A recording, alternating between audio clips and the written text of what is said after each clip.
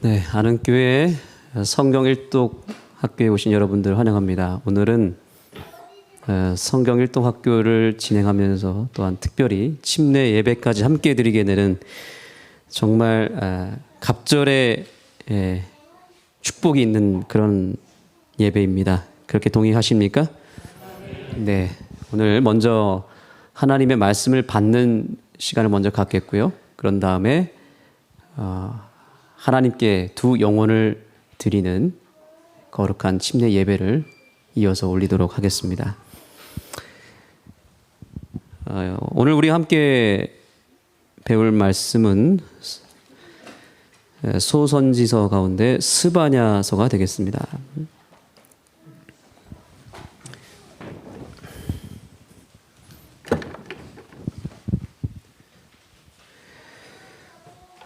스바냐서는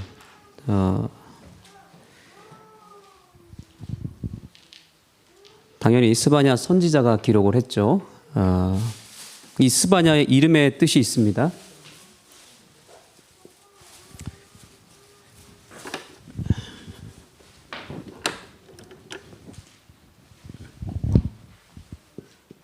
예, 스바냐 무슨 뜻일까요? 혹시 아시는 분 계십니까? 히브리어 가운데 야가 들어가면, 야자가 들어가면 그것은 여호와 야훼라는 뜻입니다. 스바냐니까 여호와께서 숨기신 자입니다. 모든 환난과 위험과 사단의 공격으로부터 숨겨주셨다. 피할 길을 마련해 주셨다. 네.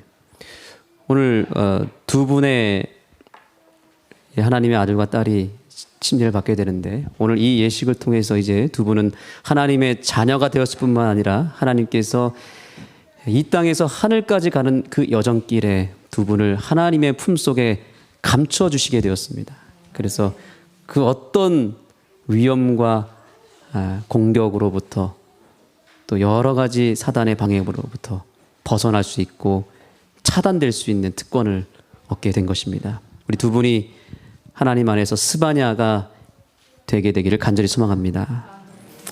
1장 1절부터 3장 8절까지는 심판의 기별입니다. 이게 3장까지, 1장부터 3장까지 되어 있는데요. 그 다음에 3장 9절부터 마지막 끝까지는 구원과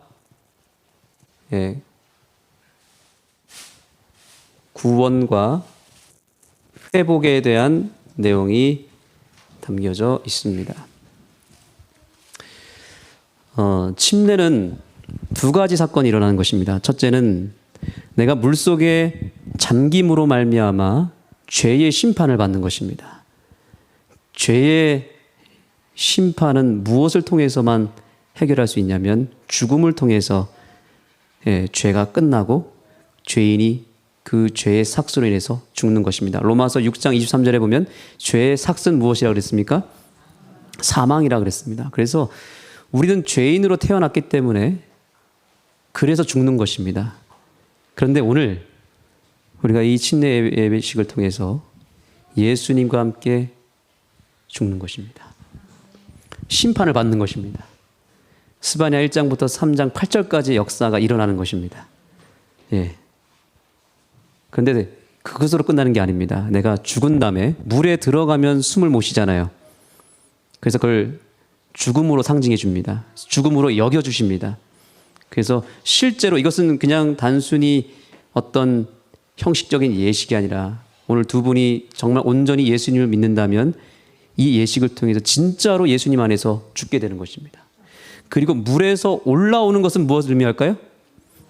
예, 물에서 나왔기 때문에 사는 것입니다. 부활하는 것입니다. 그것을 가리켜서 회복이라고 말하고 구원이라고 말하는 것입니다. 두 가지 사건이 일어나는 것입니다. 그 사실을 믿으십니까? 예.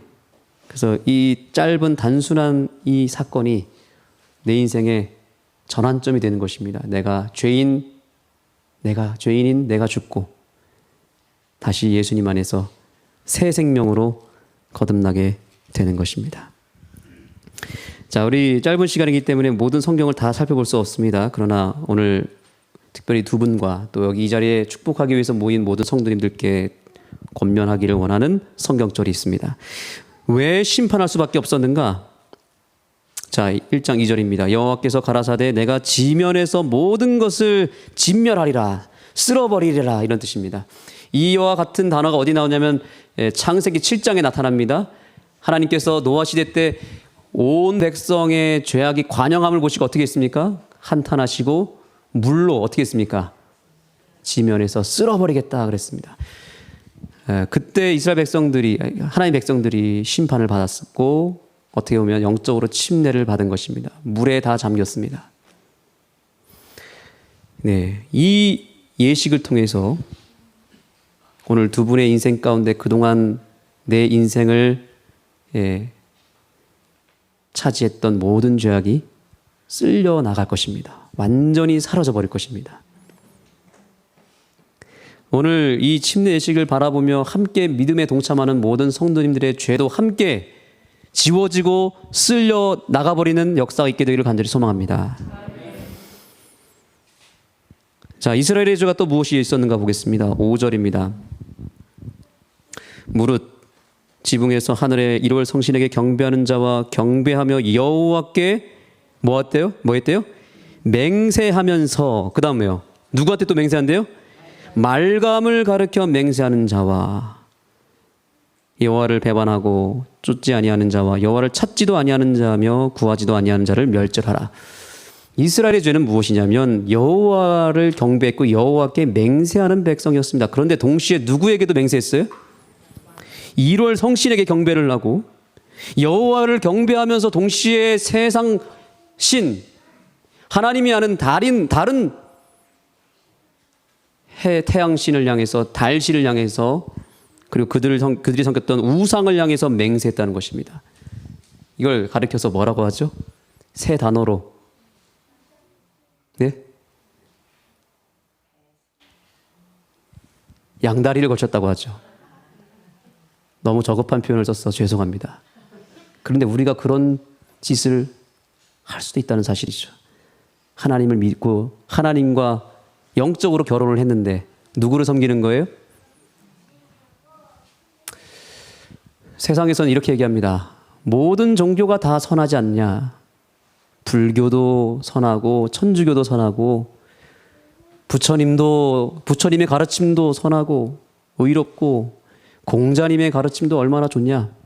그러니 모든 종교에도 구원의 길이 있다라고 말합니다. 맞습니까? 틀립니까? 그래서 오늘날 심지어 기독교 안에서 어떤 얘기를 하냐면 종교 통합 운동을 하고 있습니다. 불교를 통해서도 구원받을 수 있다. 얼마든지 그것이 하나님이 쿨하신 하나님께서 그렇게 허용하셨다라고 믿습니다. 그러나 절대 그렇지 않습니다. 구원은 오직 예수 그리스도 외에는 방법이 없습니다. 침례는 예수님과 결혼하는 것입니다. 영적으로 결혼하는 것입니다. 그 전에는 여러 남자를 사랑했을지 모르겠지만 결혼한 다음엔 어떻게 됩니까? 결혼한 그 신랑과만 사랑을 나눠야 되고 마음을 줘야 되고 인생을 나눠야 되지 않겠습니까? 예. 결혼하는 순간 서로에게 종속되고 서로와 연결이 되는 것입니다. 우리는 신부이고 우리는 영적으로 여자라고 얘기합니다. 교회를 여자라고 말하고 예수님을 신랑이라고 말하고 남편이라고 말합니다. 오늘 이 침례 예식은 영적인 결혼식인 것입니다. 예수님과 결혼하게 되면 그 다음부터 어떻게 될까요? 그 다음부터도 하나님이 서로 사랑하라 그랬으니까 이 남자도 사랑하고 저 남자도 사랑하고 다른 신도 섬기고 세상의 것들도 사랑해야 될까요? 그렇지 않습니다. 예수님과 결혼하는 순간부터 누구에게만 마음을 줘야 될까요? 예수님에게만 마음을 주시고 예수님만 믿으시고 예수님에게 인생을 거시게 되기를 소망합니다.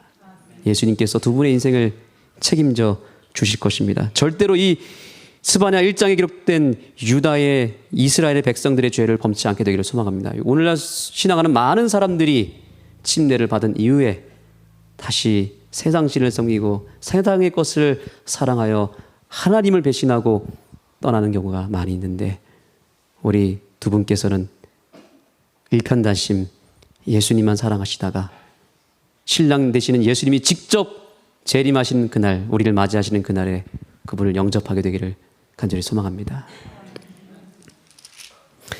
이제 3장으로 가겠습니다. 오늘 3장에 보시면 이제 회복의 말씀이 있습니다. 3장 13절입니다. 이스라엘의 3장 13절입니다. 이스라엘의 남은 자는 악을 행치 아니하며 거짓을 말하지 아니하며 입에 게으르한 혀가 없으며 먹으며 누우나 놀라게 할 자가 없으리라. 여기 이스라엘의 남은 자가 나타납니다. 그리고 그 남은 자의 특권이 그 뒤에 있습니다. 성경은 항상 남은 자가 있다라고 말합니다. 우리 두 분께서는 꼭 남은 자가 되었으면 좋겠습니다. 세상에 수많은 사람들이 침례를 받거든요. 그런데 그 중에서도 남은 자는 따로 있습니다. 두 분은 남은 자가 되시겠습니까? 예, 끝까지 남은 자가 되셔서 이왕 침례를 받으셨는데 남은 자가 되지 못한다면 이 일이 헛된 일이 되겠죠. 그러나 남은 자가 되시면 영원토록 하나님과 함께 하늘에 거하실 수 있고, 그때에는 질병과 슬픔과 고통이 사라진 불멸의 몸을 가지고 영원토록 주님과 함께, 우리 신랑 되신 예수님과 함께 사실 수 있을 것입니다. 3장 17절 다 같이 읽겠고요. 특별히 두 분께서는 큰 목소리로 같이 읽겠습니다. 오늘 주님께서 특별히 두 분을 바라보시며 아마 이렇게 말씀하시고 이렇게 여기실 것입니다. 3장 17절입니다. 너의 하나님, 시작. 너의 하나님 여호와가 너의 가운데 계시니 그는 구원을 베푸실 전능자시라. 그가 너로 인하여 기쁨을 이기지 못하여 하시며 너를 잠잠히 사랑하시며 너로 인하여 즐거이 부르며 기뻐하시리라. 아멘. 이것이 스바냐서의 주제 말씀입니다. 핵심입니다. 너의 하나님, 누구의 하나님이에요? 우리의 하나님이 아니라 너의 하나님, 나의 하나님이 누구한테 계신다고요? 너의 가운데 계신다. 구원을 베풀어 주셨습니다. 그리고 두 분을 그저 바라보는데 하나님이 얼마나 기쁘신지, 기쁨을 이기지 못하신대요. 지금 두 분께서 기쁨의 눈물을 흘리시는데 아마 우리 주님께서도 지금 이 순간에 기쁨의 눈물, 감사의 눈물을, 감격의 눈물을 흘리고 계실 것입니다. 하나님께서 오늘 우리에게 주시는 가장 큰 선물이 무엇인지 아십니까? 가장 큰 보답. 하나님은 그분 자신을 여러분에게 주기를 원합니다. 여러 축복도 우리가 받아야 되겠지만 하나님이 정말 주기를 원하는 건 뭔지 아세요? 그분 자신을 주고 싶은 거예요. 하나님 자체를 받으시기 바랍니다. 그리고 더 놀라운 사실이 뭔지 아십니까? 하나님은 두 분의 삶에 여러 가지 삶의 배경을 보시는 게 아니라, 어떤 자격을 보는 것이 아니라, 가지고 있는 어떤 여러 물건, 물질을 보는 것이 아니라, 여기 앉아 계시는 두 분 그 자체를 사랑하시고 두 분 자체, 그 존재 자체를 즐거워하시고 기뻐하시고 존귀하게 여기신다는 사실을 인하여 감사하는 이 저녁이 되기를 소망합니다. 우리 사랑하는 우리 성도 여러분, 하나님께서는 우리 자체를 사랑하십니다. 우리가 부족하고 우리가 죄가 많아도, 우리가 자격이 없어도 하나님은 우리 자체를 즐거워하시고 기뻐하시고 우리 자체를 받으신다는 사실을 인하여 감사하는 이 저녁이 되기를 간절히 소망합니다. 이제 이용수 원장님 모시겠습니다. 우리 두 분을 좀 소개해 주시고 우리 모두에게 이 두 분을 좀 알려주시면 좋겠습니다.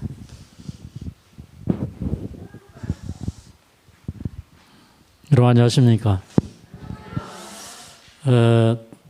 오늘 두 분을 이제 모시고 침례식을 하게 되었는데, 사실 두 분이 여기 와서 침례를 받으시는 것은 참 기적이라고 생각을 합니다.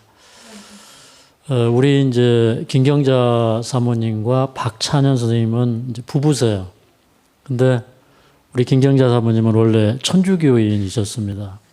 근데 인터넷을 통해서 우리 기별을 알게 되었고, 또 그러다가 이제 하늘마을 힐링센터에 이제 말씀을 듣고, 그리고 이제 그 마음속에 나는 하늘마을에 가서 봉사하면서 살고 싶다, 이런 소원을 가지셨을 때, 근데 하나님께서 이상한 방법으로 하늘마을에 올 수 있도록 이렇게 해주셨어요. 근데 이제 한 5년 전쯤에 우리 진리를 받을 때 우리 박찬현 선생님은 잘 몰라서 아주 심하게 반대를 하고, 또 사모님은 온 짐을 다 챙겨가지고 신앙을 위해서 집을 나왔던 그런 경험도 있습니다. 그런데 이제 그런 우리 김경 사모님이 많이 기도하시면서 이제 남편을 하나님께로 인도하시기를 원하는 그런 가운데, 우리 이제 박찬현 선생님이 또 암에 걸리셔서 이제 그런 상태에서 이제 하늘마을에 지난 6월 달에 3박 4일로 오셨었는데, 그때 이제 그렇게 이제 신앙에 대해서 반대하고 하시던 우리 박찬현 선생님께서 우리 기도하면 하나님이 다 들어주시지 않아요? 이제 교회에 오셨어요. 교회에 오셨고, 또 그때 제가 이제 그 기타 연주를 잘 하셔요. 그래서 찬송을 부탁드렸는데, 찬송하면서 마음이 열린 것 같아요. 찬송하면서 하나님의 영이 임하기 시작했습니다. 그래서 이제 또 집에 갔는데, 집에 가서 계시면서 몸이 너무너무 악화되어서 이제 한 2-3달 전에는 아산병원에 들어가서 아주 돌아가실 뻔했어요. 통증이 너무너무 심하고 이게 뼈로 전이 되고, 그래서 이제 걷기도 힘든 그런 상황이었는데, 또 하나님께서 또 한 번의 기회를 주셔서 하늘마을에 오시게 되었고, 하늘마을에 와서 지금 한 3주 보내셨을 것 같아요. 그런데 3주 동안에 말씀을 들을 때마다 하나님께 역사하셔서 이제는 두 분이 어떻게 되었냐면 하루에 3번씩 시간을 정해놓고 기도하십니다. 아침 저녁으로 말씀을 보고 그 말씀 그대로 받고, 우리 이제 박 선생님의 그 참회, 하나님께 돌아가는 그런 마음, 이런 것들이 다 눈물로 쏟아져 나오고, 또 하나님의 감동으로 계속 역사하시는 걸 보게 되면서 이제 두 분은 충분히 준비가 되셨고, 또 지금 이게 진통제를 드시면서 연명하기가 어려운 상태인데 지금 3주의 기적은 날마다 좋아지셔요. 그래서 이렇게 걸으시고 겉으로 보기에는 환자 같지 않으신 만큼 이렇게 잘 견디고 계시는데, 우리 하나님께서 오늘 두 분에게 성령의 침례를 주시고 또 치유의 은혜까지 베풀어 주시기를 우리 함께 기도하면서 침례식에 임하셨으면 좋겠습니다. 감사합니다. 네, 그러면 이제 고백과 간증의 시간을 갖겠습니다. 우리 두 분이 우리 성도님들 앞에서 또 하나님 앞에서 찬양 한 곡 하시고 간단하게 우리 모든 분들 앞에서 믿음을 고백하시겠습니다.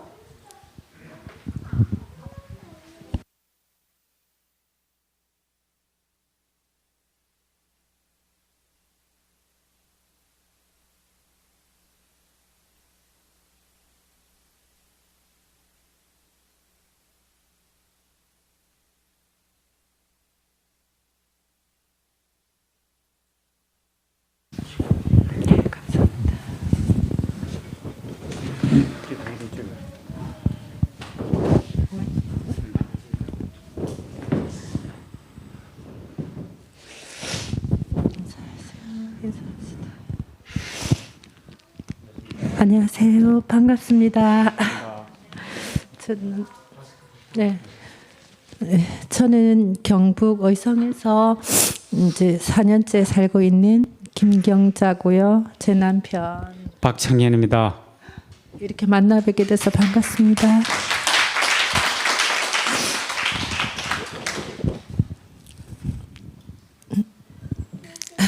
저희들이 침례식을 준비하면서 이제 내 주의 보혈은 이 찬송을 하고 싶었습니다. 우리 마음속에 잘 이렇게 부르지는 못하지만 전심으로 우리 죄를 주 예수께 고하고 오늘 새로이 태어나는 이 날에 너무나 감사드리며 하나님께 찬양과 영광 드립니다.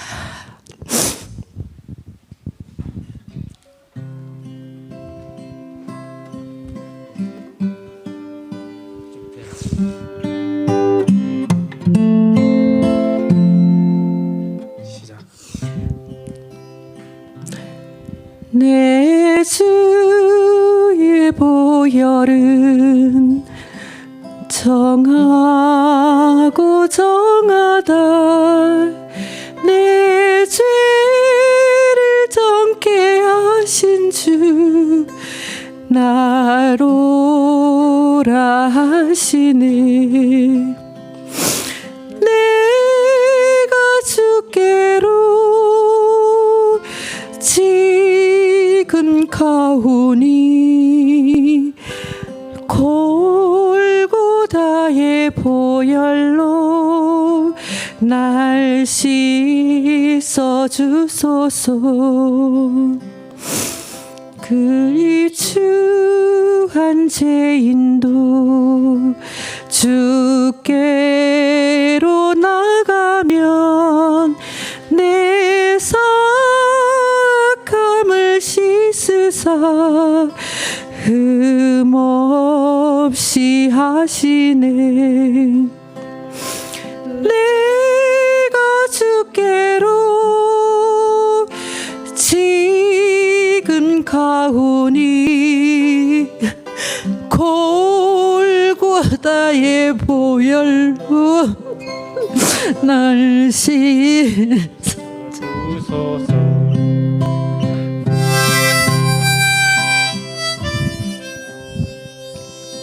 사랑의 하나님 아버지 오늘 저희 부부를 불러주시어 성령으로 새롭게 태어나게 은혜를 베풀어 주심을 감사드립니다.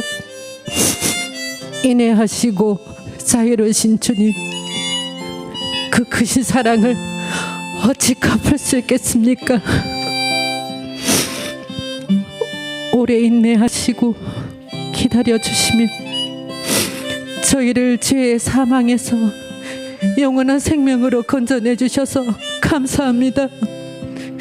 주님 오시는 그날까지 주님 손꽃 붙잡고 서로 사랑하며 고난과 환난과 역경을 이겨내며 말씀에 순종하며 따라가겠습니다. 영광과 감사드리며 예수님 이름으로 기도드립니다.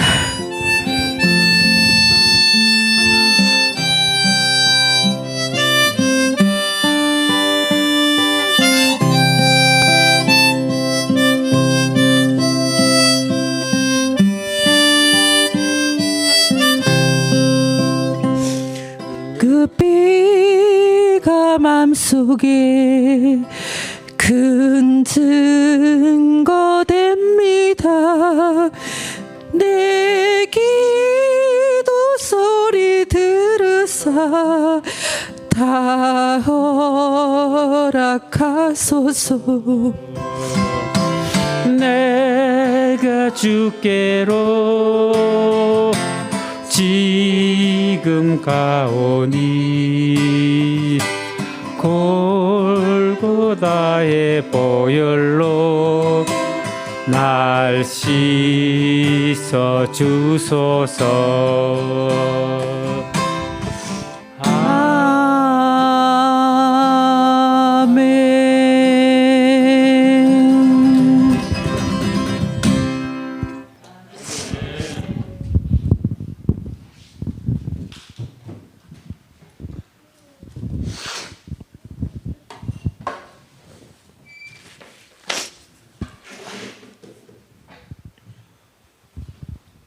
여기 있을까요?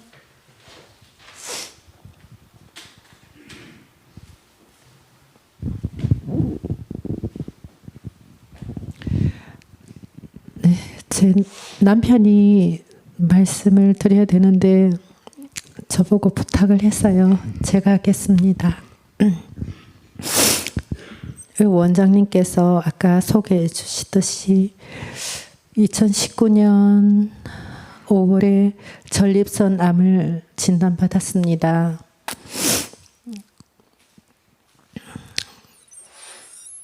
그 적시로 저와 남편은 직장을 그만두고 또 이사를 하기로 마음을 먹고 저희들이 구한 곳이 지금의 그 경북 의성으로 이사를 하게 되었고요. 거기서 제가 그 유튜브로 하늘마을 그 이영수 원장님께서 설교하시는 말씀을 제가 늘 듣고 사모하며 나도 저곳에 가고 싶다. 우리 남편이 저곳에 가면 살 것 같다. 제 마음속에 간절한 소망이 있었습니다. 그런데 남편은 저의 마음과 달리 병원에서 진료받기를 원했었고 거기서 수술을 할 수 없다길래 항암과 호르몬을 선택하려서 제가 항암은 하기 싫어서 호르몬을 선택했습니다. 호르몬을 2년째 되기 전에 내성이 생겨서 다시 더 강한 호르몬 약으로 다시 복용을 하게 되었습니다. 그 복용이 한 8개월이 지나면서 또 내성이 왔습니다. 그러면서 그게 4년, 그러니까 올 5월에 진료를 갔었는데 허리부터 아프다고 언제 그 아산병원에 교수님께 말씀드렸더니 교수님께서 CT상으로는 이상이 없는데 괜찮다라고만 하셔서 저희가 이렇게 아픈데 좀 어떻게 다른 방법으로 해줬으면 제가 그랬을 것까지 말하지 못하였고 또 교수님께서도 교수님 방법대로 그냥 괜찮다고만 하셔서 저는 믿고 그냥 저희들이 그냥 홀로 들었던 것이 6월에 척추부터 뼈 전이가 되기 시작하는 것을 저희는 모르고 계속 왼쪽 다리부터 허벅지 뒤쪽으로 해서 아래쪽으로 쭉 내려가면서 발등으로 저리면서 거의 이제 7월에는 걷지를 못할 정도로 누워 있었습니다. 그러다가 남편이 서울 척추병원에 가서 혹시나 암 전이라고는 생각도 못하고 뼈 전이라고 생각도 못했습니다. 워낙 건강하게 있었으니까요. 호르몬은 복용했지만 일상생활과 모든 뭐 먹는 거, 입는 거, 자는 거 다 가능했고요. 또 저희가 하늘마을에서 그 건강 강의를 하는 부원장님의 그 유튜브를 보면서 제가 자연식으로 제가 이 육식을 하지 않고 채식으로서 그 남편을 제 식사를 도와줬습니다. 그리고 저희들의 그 잘못된 생활 습관들을 모두 버리고 하나님께서 원하시는 그 씨앗과 공유와 과일을 먹으면서 저는 하나님의 말씀을 보고 기도하면서 남편을 도왔고요. 남편은 의지할 데가 없으니까 늘 의지하는 곳이 병원이었습니다. 저는 그 마음이 안타깝고 조급함에 이걸 먹지 마라, 하지 마라, 이래라, 저래라. 제 뜻대로만 남편을 이렇게 강요를 했고 또 제 뜻과 맞지 않으면 남편에게 화를 내기도 하고 짜증도 내고 정말 죄만 짓고 살았습니다. 그러면서 남편에게도 스트레스가 되었나 봐요. 저는 다시 한번 주님께 무릎 꿇었습니다.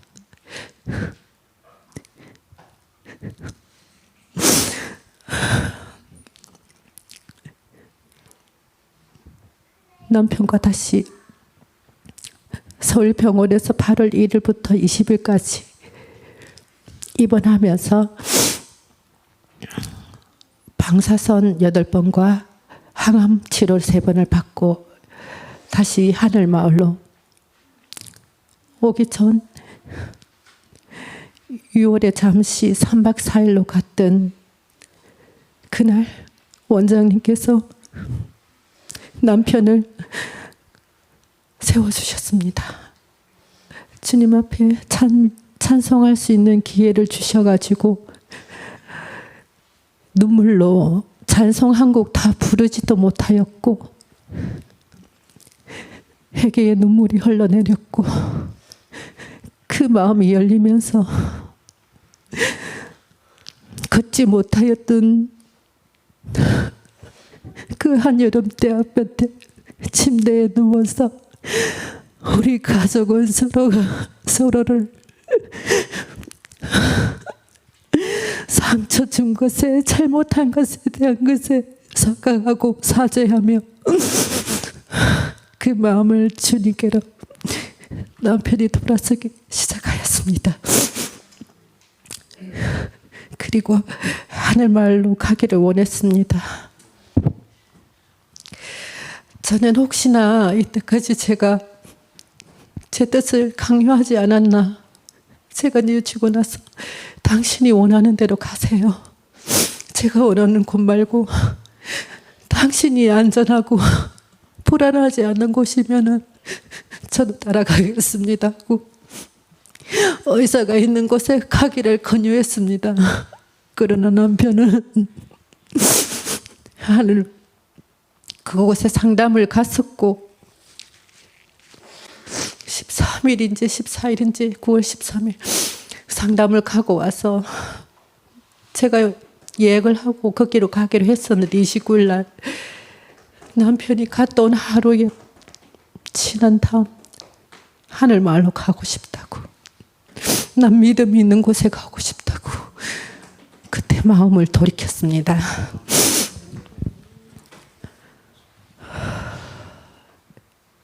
이 모든 어려움과 역경과 고난에서 저희를 주님 앞으로 이렇게 인도해 주신 주님께 저는 늘 감사밖에 드릴 게 없습니다.